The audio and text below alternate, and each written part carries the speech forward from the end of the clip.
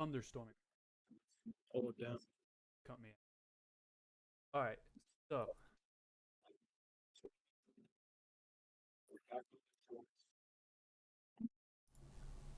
here we are. So this week for Euro dollar, did you take any trades? No, I wasn't paying attention to it, no. Okay. Yeah. All right. That's absolutely fine. So I've been back testing the 2022 model plus Yeah. the silver bullet model combined, Mm-hmm. and I've found huge success using that combination, and it's very beneficial. It's actually helped me identify the draw on liquidity better, and I'm not saying I'm a pro yet, but I am a lot better now than I was, say, last week from all the practice. But pretty much this is what we see on euro dollar. If we go to the monthly time frame, we see that it made a high right here, retested it but failed to break it, and then broke structure right here. Took out all this liquidity here and all this liquidity here. And when it did that, it retraced back up. Now, I wouldn't consider this a shift in market structure because there's no swing highs in this area except for this swing high right here. Alright, I'm back, yep. Can you hear me? Yeah, I can hear you now, yep. Okay, perfect. So I don't know if you heard the last part where I was talking about Yeah, this you might have to displacement leg. repeat that, Perfect. So yeah, the only swing high that I see in this displacement is this one right here. And yeah. Are you sharing your charts? say that again. I can only see your Discord right now. Oh, what? Yeah. Hold on. You can't see my charts? Yeah, one sec. Hold on, let me stop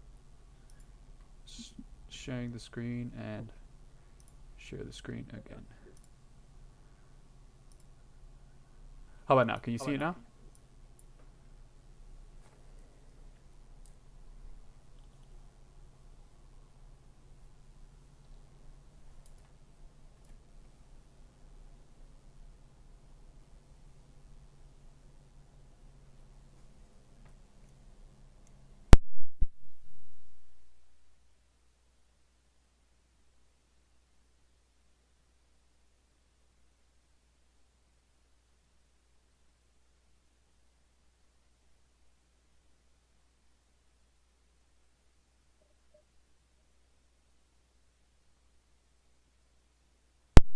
Can you hear me?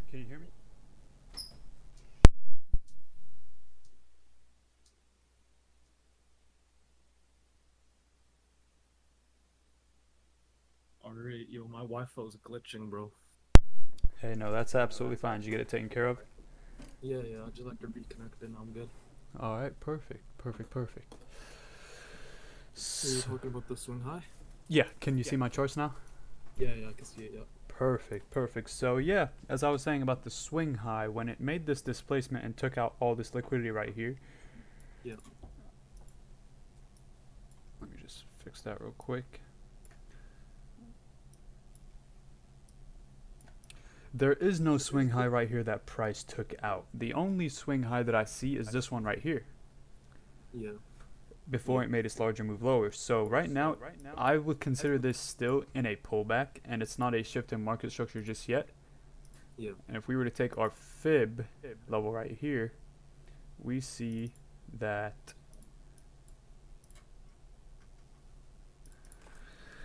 it did go above the 50% level. It left a fair value gap right here on the monthly time frame, but there is no swing high that it broke. So I guess this would be considered a breakaway gap for now. Yeah. And then it made this swing high, pulled back into the 50 level, Yeah. continued going higher, broke this high, but did not shift in market structure because it didn't break with displacement with energy, and it didn't leave a fair value gap behind it. Yeah. So now we're in a consolidation phase. We're still consolidating in price. If Yeah. price were to be bullish when it gives us more data, I would like to see it run through these highs and completely demolish it with energy. Yeah. So if it runs above this high and leaves a fair value gap behind, I want to see it pull back into the fair value gap to continue targeting these highs right here, relatively equal highs. Yeah. But since we're still in consolidation, I would take the fib from this high to this low. Here's the premium. This is the premium level of this displacement move. I'll make it green. So here's the premium level. And if price were to run through these lows, it could be a shift in market structure to go to the downside and fill this fair value gap right here. Yeah. So let's not look too deep into the monthly time frame because it's not going to move for a while, and see what we have on the weekly time frame. So on the weekly time frame, we see that there is a gap right here, a volume imbalance. So if we were to mark that out right here, let me just make them white. So we could see that price pulled right up into the volume imbalance, rebalanced it, and then rejected it. And when it rejected it, it broke these relatively equal lows, and it did close below it. So this candle right here, next week, I could see this candle pull up into last Monday's low, Yeah. and then continue going lower, Yeah. targeting potentially these lows right here. So this is something that price can do, or it could be respecting this fair value gap right here and use it as a support level. Yeah. Support. Yeah. But the reason why I wouldn't trust this or take an entry right here is because when price made this displacement lower, it didn't break any lows. It tapped into this bullish order block, and then it went up. When it went up, this move right here, it took out no liquidity. It did create a swing high, but it took out no liquidity. Yes, there's a fair value gap right here, but no liquidity was swept. So even if it tapped in here and it looks like a good setup, it could have been a win if somebody were to take a trade right here at this fair value gap. It could have been a win if they were targeting these high right here. 1 to 2 risk reward ratio. Not bad. But that's not what we're looking for. We're looking for a liquidity sweep, displacement lower or higher, market structure shift to the downside or to the upside, fair value gap left behind, and then that's where we enter. So it did reject off of this volume imbalance after it balanced it, and now I could see price targeting these lows right here. Yeah. Oops, I cannot see that. So this is my draw on liquidity for next week if price were to respect this level. Yeah. But so far, let's mark out these. Actually, this one's a little lower, so I'm going to mark out this low. It did close below it. So on the daily time frame, if I were to go down to it, here's this low right here, and these are the lows that you and I have been targeting for a while now. Yeah. It finally took them out. Yeah. And now, when it took them out, it closed below them. Yeah. So on the weekly time frame, we see that there is this imbalance right, or inefficiency right here that needs to be balanced. So for this next week's opening, I could anticipate price to go up into last Monday's low and continue going lower if it wanted to continue going lower to target these lows. But if it's using this fair value gap as a form of support, I would like to see price push up and take out this high right here.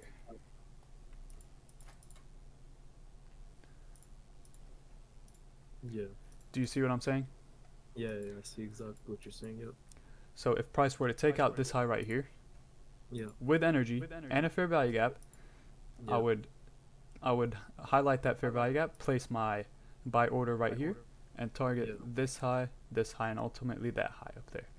Yeah. So this is what would happen if it respects this level. But if it wants to violate this level, since we already ran through these lows, it has these lows that it could target. We're also in a daily order block right now, a daily bullish order block. Daily bullish order block. June 9. Yeah. Right here. Yeah. Absolutely. And it respected it on Friday. Tapped into it, closed above it. So this could be the swing low of this move. So I want to see a shift in market structure. And actually, if this high were broken right here, it could be a smaller shift in market structure as well, like this. Yeah, that would be. Yeah. And then it could treat this still as the fair value gap that it is, pull back into it, and then continue running higher, targeting the rest of these highs, or targeting this imbalance right here, and ultimately this buy side liquidity resting up here. So that's if it were to respect this fair value gap right here, and if it were to create a shift in market structure after it took out these lows. So on the daily time frame, when it did take out these lows, there's no fair value gap left behind. Yeah. So I could anticipate price to consolidate just for a little bit and then either continue pushing lower or continue going higher. But on days like this where it's not too clear to me what's going to happen, I'm not going to trade. I will wait and wait and wait until price creates my setup. Yeah. So going down to the, let me change this ultimate sell side to purple. Okay, let's go down to the 4-hour time frame. So we see right here that there are relatively equal highs.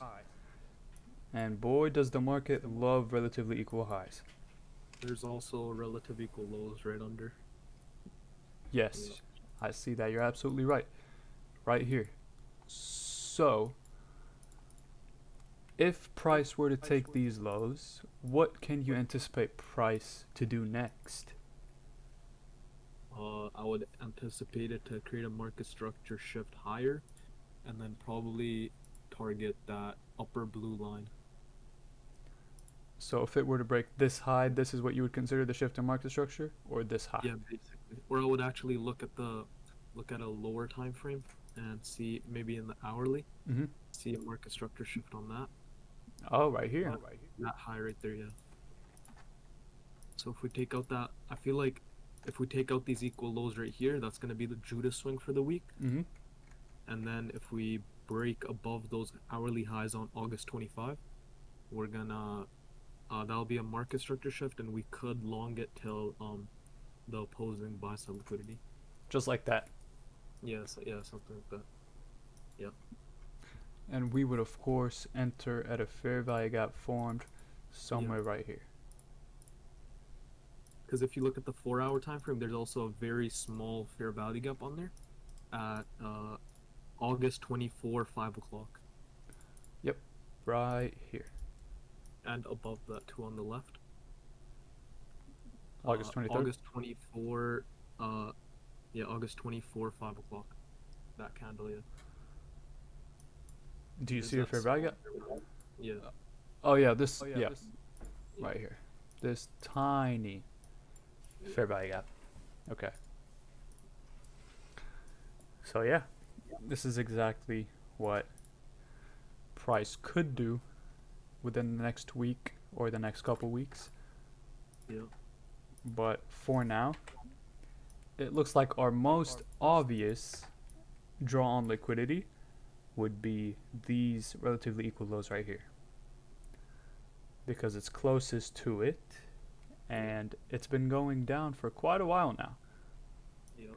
So if it were to take out these lows, let me go on the higher time frame and see if it could, let's say 8 hour. Can it go somewhere else? So if it takes out these lows, there's this low right here with a fair value gap right here that it could tap into. Do you see that? Yeah, I see that. Yep. Yep. So it could tap into here, or if it doesn't create a shift in market structure and instead creates a continuation lower, this is the ultimate sell side that we could target. That's right, yeah. Right here. On May 31st. So in the long term, I'm bearish, and I would like to see this sell side get taken out. And if it does, then I want to see a shift in market structure, pull back, and then huge move higher. Yeah. It's exactly what I'd like to see in the long term. As far as intraday goes, I still want to know how price is reacting or going to react in this weekly fair value gap. So that's what we have for now. Let's look at the hourly time frame. We already looked at the weekly, daily, 4 hour, and now we're on the hourly. Okay. Yeah. Pretty much the same thing that we just discussed. Exactly the same thing we just discussed. If we were to mark out this high to this low, this could be our displacement leg.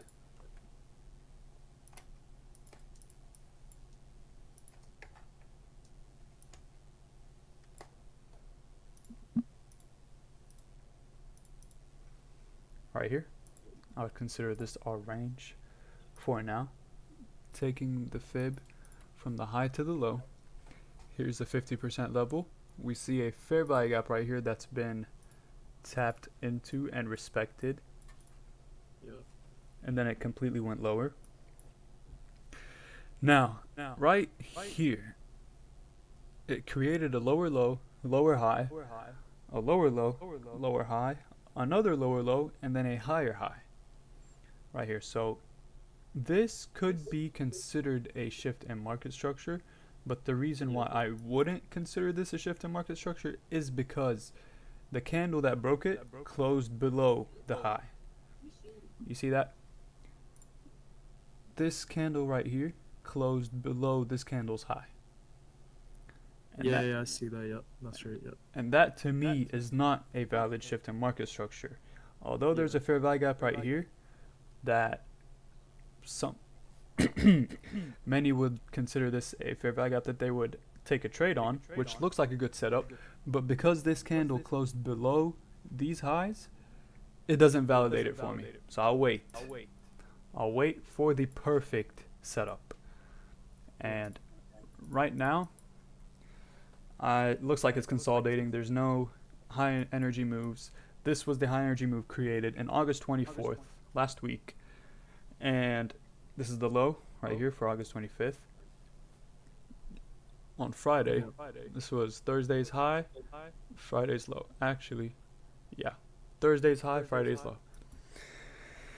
So, on the hourly time frame, I need to see more information. So I'd like to see what price is going to do Monday. And on Monday, actually, if we were to look at the Forex factory, we see that it's a bank holiday on Monday.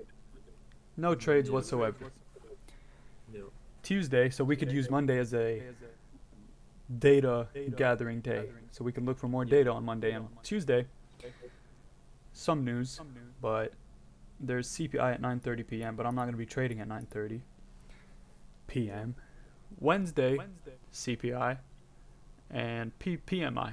So it's going to be some good movement on Tuesday, Wednesday, Thursday has a little bit, and Friday we're going to see the reversal of the week opening, or continuation. But usually Friday does the complete opposite of what happens on Monday, from what we've seen so far. So this is what we have for the euro dollar. let me see. Okay. Do you have anything else that you want to add to this? No, that's pretty much it, but yeah. Awesome. Awesome, awesome, awesome. So we're gonna wait for Monday to create more data, and then Tuesday I'll be getting online.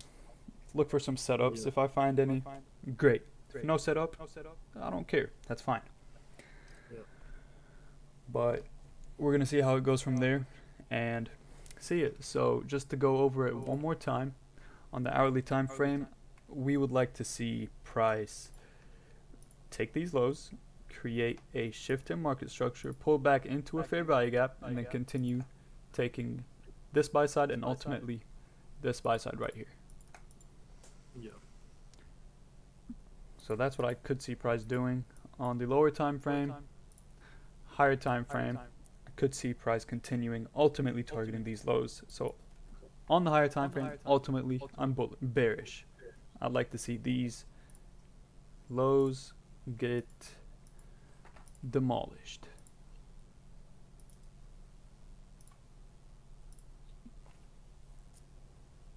There we go. Awesome. Awesome, awesome. So it looks like, do you want to go over any other pairs that you like to trade, or are you sticking with Euro? I usually trade GBP USD as well, but they're pretty much the same correlation basically. GBP USD? Yeah. Ooh, it's too much lipstick. Too much lipstick. I can't see nothing. There we go. Now it's cleaner. Yeah. Oh wow. Very much alike. Yeah, very much alike it. Wow. Okay, so this right here could be considered a break of structure. Yeah. Because the price didn't close above it, so it's not a shift in market structure, but a break of structure.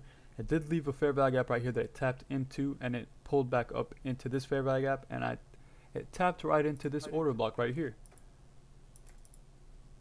Hold on, let me just remove everything, because I don't like that much lipstick. Nope, it barely scratched it. Yeah, barely. Barely scratched it. Yeah.